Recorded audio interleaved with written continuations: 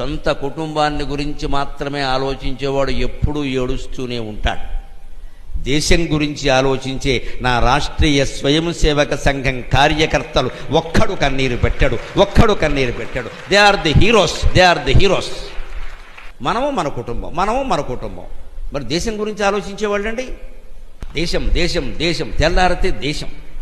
పెళ్లి చేసుకోరు, బ్రహ్మచారులుగా ఉంటారు. ఎన్నేళ్ళైనా 70 ఏళ్ళు 80 ఏళ్ళు అలాగే ఉంటారు. రైల్లో వెడితే ఏసీలో వెళ్ళరు, స్లీపర్లో వెడతారు ఉక్కిపోతూ. ప్రతిదీ ఖర్చు రాస్తారు సంఘం ఖర్చుల్లో.